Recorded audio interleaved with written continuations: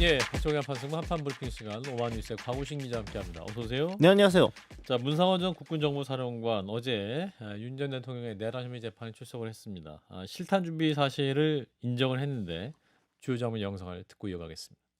처음에는 공포탄을 준비하라고도 하셨다고 하는데 맞습니까? 예, 그러자 작전과장이 K5에는 공포탄이 없습니다 라고 해서 그러면 실탄을 준비해라 이렇게 이야기가 되었다고 하는데 맞습니까? 예, 그리고 개인당 10발씩 가지고 가라 이렇게도 이야기하셨다는데 맞습니까? 예.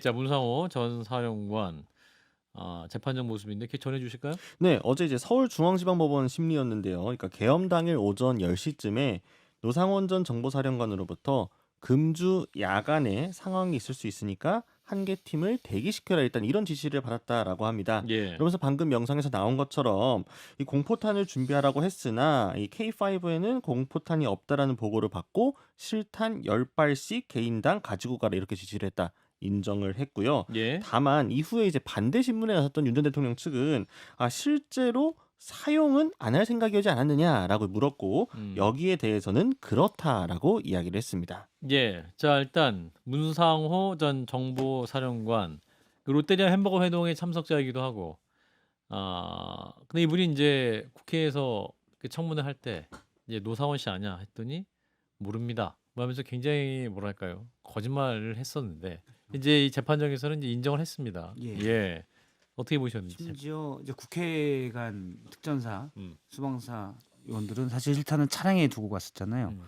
근데 뭐 공포탄을 처음에 넣어가라 했는데 안 된다고 하니 실탄. 음. 이거는 순간적으로 뭐 실탄을 쏠 상황이 있을 수도 있어도 배제할 뭐라고 할까요? 저도 말이 잘 안 나오는데 그러니까 실판이 격발될 수 그런 있는 것들은 상황도 배제할 수 없는. 그렇죠. 예. 그 가능성도 염두에 뒀다. 물론 그 전에 특히 문상호 사령관은 노상원 전 사령관과 오랫동안 얘기를 했죠. 예. 그러면서 그런 상황까지 머릿속에 충분히 감내할 수 있다라고 생각을 했던 것 같아요. 그래서 오늘 어제 재판 모습 보면 본인이 고개를 뒤로 젖히고 한숨을 쉬잖아요. 예. 그 말의 무거움을 이제야 깨닫는 거 음. 아닌가라는 생각입니다. 예. 이재용 의원님. 같은 의견입니다. 이거는 가져가라고 했다는 것 자체가 음. 이게 실제로 사용될 수 있는 가능성을 전혀 배제하지 않았다고 생각을 하기 때문에 예. 진짜 위험한 상황이었구나 라는 생각이 드네요. 예. 실제 또 이제 재판정에서 군복을 입은 그 전 사령관이 실탄 얘기를 직접 그 인정을 하니까 어떤 계엄의 그 위험성이 더 피부로 와닿는데 곽우신 기자도 그러니까 저도 이제 그날 12월 3일에 국회 안에서 계엄군을 봤던 상황에서 사실 그런 상황에서는 저게 지금 탄창이 제대로 껴져 있는 건지 탄창에는 어떤 총알이 들어있는지 알 수가 없는 거잖아요. 예. 실탄이 들어있을 수도 있다라는 위험한 생각을 하는 건데 윤 전 대통령 측은 계속해서 이건 단순히 그냥 경고를 위한 계엄이었다. 실제로 금방 해제를 할 생각이었다라고 주장을 하려면 그 주장을 뒷받침하기 위해서는 실탄은 사실 말이 안 되는 거다 보니까 어떻게든 그 점을 논파하기 위해서 실제 사용하려던 거 아니었지 않았느냐 이 부분을 좀 강조하려는 것으로 보이고요. 예. 다만 이제 이 반대쪽이라고 해야 될까요? 문상호 전 사령관도 그렇고 지금 이 같이 계속 윤 전 대통령과 맞물려서 들어가게 되면 자신들의 향후 재판이나 이런 데서 좀 불리할 수 있기 때문에 이제라도 조금씩 자기 살 길을 찾고 있는 게 아닌가 싶은 생각도 좀 듭니다. 예.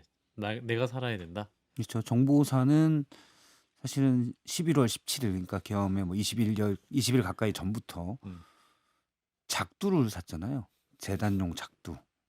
원래 선관위에 들어가기로 하고 직원들을 위협하기 위해서 예. 뭐 야구 배트, 그다음에 복면 이런 것까지 실제 복면을 씌워서 선관위 직원들을 데리고 오려고 했죠. 예. 위험천만한 상황이었습니다. 예.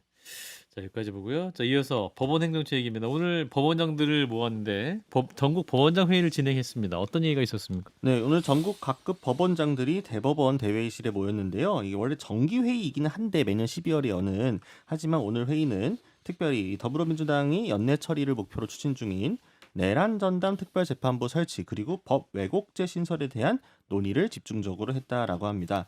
앞서서 법원 행정처는 이번 회의에 들어가기 전에 미리 전국 법원장들에게 이 관련 법률안들에 대한 각 법관들의 의견 수렴을 요청했다라고 하는데요. 예. 조희대 대법원장이 오늘 회의에 들어가면서 한 발언이 또 보도가 됐습니다.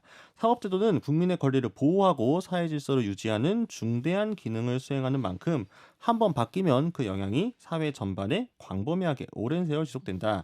특히 그릇된 방향으로 개편되면 그 결과는 국민에게 되돌리기 어려운 피해를 초래할 수도 있다라 강조를 했는데요. 예. 결국 충분한 논의와 공론화 과정을 거친 뒤 신중하게 이뤄지는 것이 바람직하다 이런 강조였습니다. 예. 자, 또 이제 지난 3일에 정부 5인이 이재명 대통령을 만났는데 그 자리에서 조희대 대법원장이 그 A4용지를 들고 읽었었어요.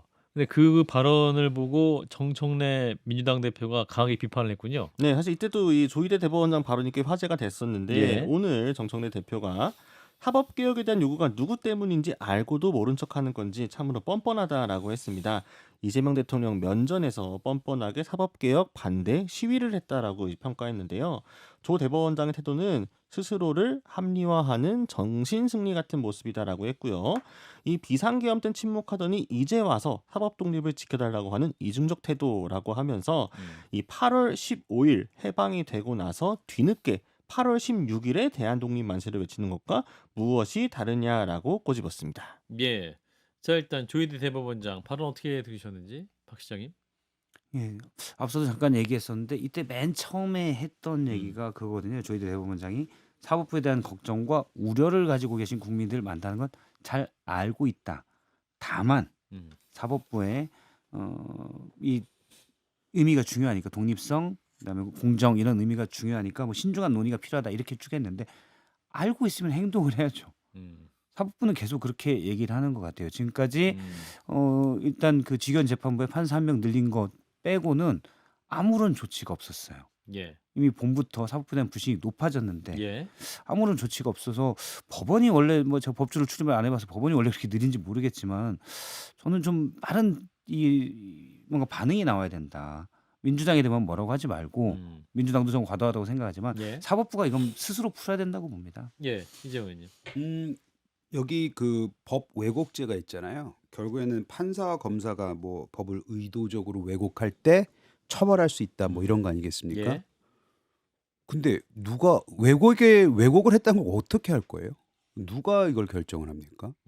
민주당이 결정한다는 뜻 아니겠어요? 아니면 최소한 민주당한테 우호적인 세력들이 하겠다는 뜻 아니겠어요?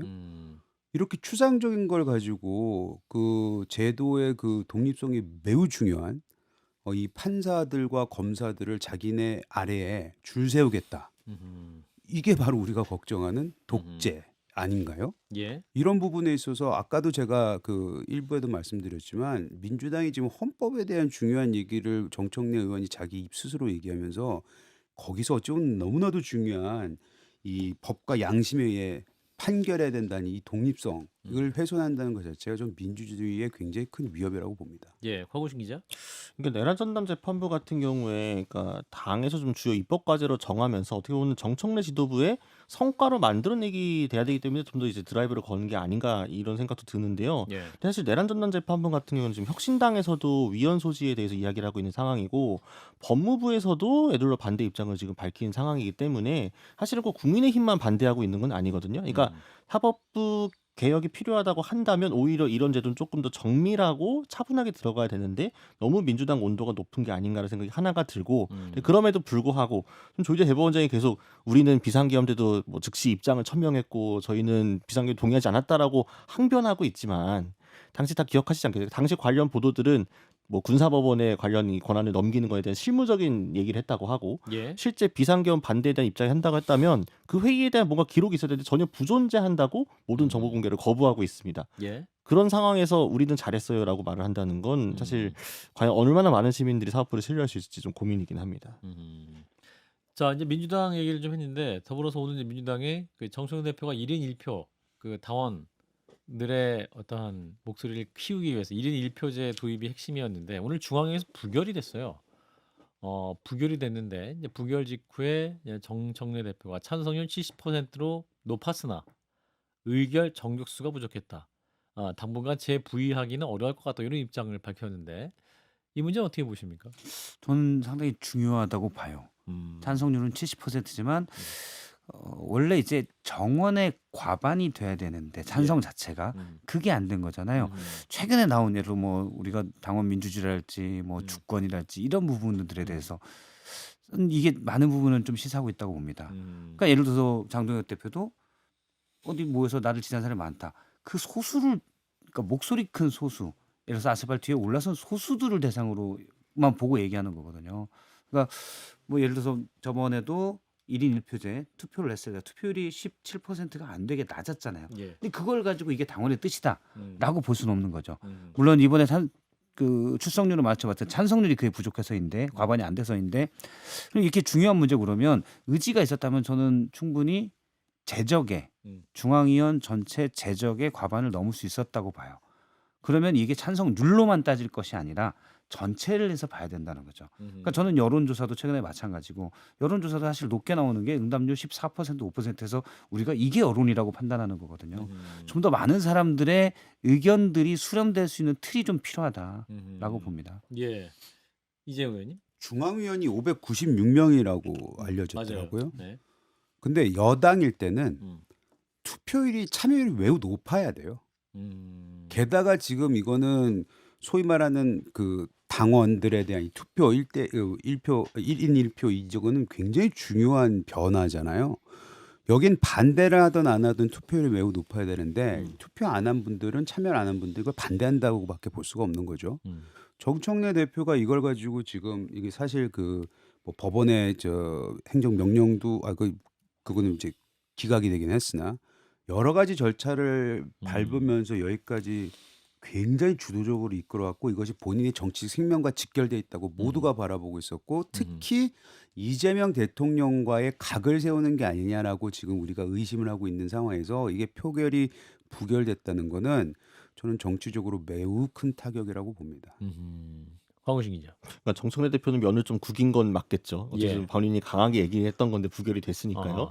그래서 아마 정청래 대표 입장에서도 이거를 지금 더 당장 밀고 가기에는 명분이 부족하다라는 생각을 할 겁니다. 그러니까 이제 오늘 백그라운드 브리핑이나 이제 얘기에서도 좀 이렇게 나왔던 것 같은데 예. 다만 근데 이제 이게 또 부결된 것 가지고 또 이거에 불만을 품는 당원들도 분명히 있을 거거든요. 그 당원들이 또 적극적으로 뭐 제도에 대한 개선이라든가 목소리를 낼 텐데 그건 또 지도부가 어떻게 승화시키고 소화할 건지 그것도 좀 봐야겠습니다. 예, 1인 1표 도입 당원 개정안의 찬성표가 이제 지방선거를 개정 당원 개정안 찬성표보다 좀 적었던 이런 상황이긴 하고 또 사실 이번에 이제 12월 2일 자정까지 최고위원 사퇴 수가 5명이 될 것이냐. 만약 5명 되면 이제 정청래 대표 체제가 무너질 수 있기 때문에 거기에 대해서도 관심 많았었는데 거의 막판에 그냥 잘 유지된 거죠. 네. 근데 그 전에 제가 좀 알아보니까 네. 뭐 3명 이외에 나갈 사람은 없었다. 몇 명 얘기가 됐던 분들도 물어보니까 나갈 예. 생각이 없다고 아, 그러더라고요. 그랬군요. 네, 그래서 또 일부 이제 이른바 이제 나가서 정청래 지도부를 최고위원 그 5명이 나가면 자동으로 비대위 전환되는 규정인데 그거는 전제를 하는 거잖아요. 일반 대통령과 이른바 이제 명청 갈등을 전제로 해야 되는 거잖아요. 예. 그래서 대통령이 정청래 체제가 마음에 안 들어서 그렇게 해서 무너뜨릴 거다라는 전제를 하는 건데 여권 내에서 그런 얘기도 하더라고요. 설령 그 이른바 명청 갈등이 있다고 하더라도 그런 식으로 지도부를 바꾸는 건 좀 아니다. 너무 티가 나지 않느냐. 그런 건 아니다라는 얘기를 하더라고요. 예, 아니, 근데 살포시 웃고 있는 이재용 아니, 의원님. 너무 재밌는 게 관전 포인트가 이거예요. 오늘도 제가 아까 라디오도 얘기했지만 텔레비도 보고 뭐 좀 신문도 읽고 했는데 테레비, 예, 죄송합니다. 제 나이가 나오는 TV. 예. 예. 아 스마트폰으로 보신 게 아니구나. 아이 뭐라 그러려고 그랬지? 까먹었네. 그 모든 평론가들이 이 1인 1표제에 대한 이 정책적 방향과 뭐 민주당의 뭐 이거 얘기하는 게 아니고 다 그냥 저 이재명 대통령과의 갈등설에 대해서만 포커스를 두더라고요. 저는 그게 너무 재밌었어요. 이것이 부결된 게 결국에는 뭐 아까 리더십에 대한 타격도 얘기했지만 예. 결국에는 지방선거 이후에 있을 당 대표에 대한 이 포섭이 하려고 하다 이거 무너진 거예요. 그러니까 이재명 대통령하고 정청래 대표가 서로 안 좋다라고 하는 것만 얘기하는 걸 보면 이제는 그게 사실이라고 인정해야 될 때가 되지 않았나라는 생각이 듭니다. 그러니까 1인 1표제 자체는 이제 이번 지방선거가 아니라 이제 지방선거 이후에 전당대회를 위한 그런 투표이기 때문에 이제 차기 당대표를 위해 중요한 과제였고 이것을 왜 추리냐는 것이냐 여기에 대한 해석이 있었던 것이고 네. 이게 무산됐으니까 정청래 대표의 타격이다 뭐 이 해석이 나오는 것 같은데 곽우신 기자도 타격 맞습니까? 그러니까 정치적으로 타격인 건 맞죠. 그러니까 네. 실제로 이게 전당대 구도를 어떻게 흔들지는 좀 또 그때 가봐야 아는 거기는 한데 정청래 대표가 여러 지금 최고위라든가 잡음이 있었음에도 불구하고 그 반발에도 불구하고 계속 밀어붙였던 건인데 당연히 그러면 압도적인 당원들의 참여와 찬성으로 가결됐어야 하는 게 수순이었는데 여기서 부결이 됐다라고 하게 되면은 이 중앙위원회에서 그것은 곧 아직 당내에서의 어떤 정청래 대표에 대한 견제론이나 불만들을 정 대표가 다 안고 가지 못하고 있구나, 설득이 좀 부족했구나, 조직표 같은 것들이 이 점에 대해서는 좀 분명히 나온 것 같습니다. 이 중앙위원회 이번에 부결됐죠. 재적의 과반이 안 돼서 부결했는데 투표율이 63%입니다. 근데 그러면 63%는 높은 것 아니야? 우리가 생각할 수 있는데 중앙위원회라는 조직 자체가 전당대회를 대신할 수 있는 기구거든요. 그냥 일반 당원이 가는 곳이 아닙니다. 중앙위원은 누가 되냐면 당대표, 원내대표, 최고위원, 그다음에 전국위 위원장, 그다음에 당의 주요 위원회 위원장만 됩니다. 그냥 일반 당원이 아니에요. 예. 위원들. 그래서 앞서 이제 596명이 그냥 있는 분들이 아니라 당의 가장 중요한 직을 맡은 사람 순대로 해서 596명인 거예요. 예. 그래서 중앙당에서도 국장급 사무 당직자만 이 중앙위원회에 포함될 수가 있습니다. 그러니까 간부들만 들어가는 거예요. 예. 그런데 63% 나왔다는 것은 많은 분들이 이 안에 대해서 들어가서 반대하긴 그렇고 투표를 아예 안 했다는 거죠. 예, 예. 여러 가지. 제가 중앙이거든요, 국민의힘. 네. 저 불만 있을 때 투표 안 합니다. 국민의힘이 상당히 간부시군요. 아니 그러니까 이게 중앙에 마음이라고. 예, 투표 좋습니다. 안 한 사람. 예, 아주 정확한 지적을 해주셨고, 자 어제 눈 얘기해 보겠습니다. 어제 폭설을 내렸죠.